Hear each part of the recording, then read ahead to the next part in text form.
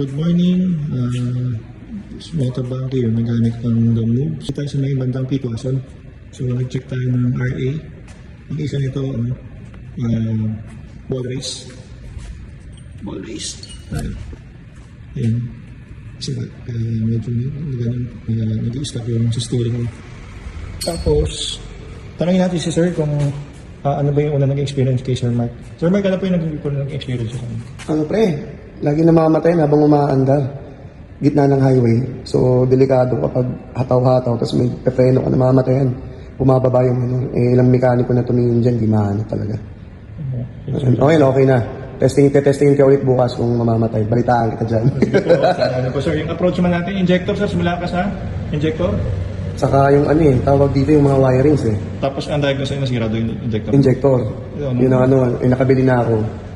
Pero ayos din pala siguro yung una kong injector. Ayos naman na. Na-test naman natin sir, wala naman. Wala nga So, ano naman yan sir? So anyway sir, pag ano naman natin, pag sa ginawa naman natin sir, meron naman may fallback naman pag ano naman yung hindi natin i-India. So, naayos natin lahat para at least ma-enjoy din yung owner. Thank you. Anyway sir, ano po masasabi ng service mo tabami pa?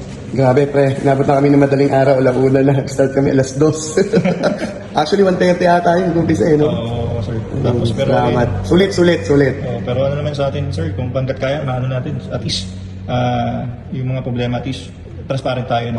Saka ako si Banky guys kasi kompleto proper tools, hindi kayo manghuhula.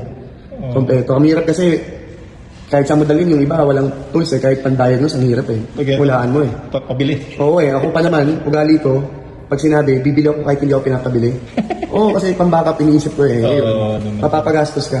Oo. Ayun sir. But anyway sir, kung ano man, may sa ginawa natin, basta let me know. Ganun man natin observe ito. Pero at least I'm sure sa biyahe mo bukas mamaya umaga. Sa papuntang Cavite. I'm sure may enjoy mo naman yan. Salamat salamat po Sir Mark. Salamat po. Opo. Ingat po and ride safe. Guys, ingat din po kayo lahat ng mga RA owner just in case may mga problema kayo. PM lang po kayo. Yun po. See you on next video. Ingat po kayo. Ciao.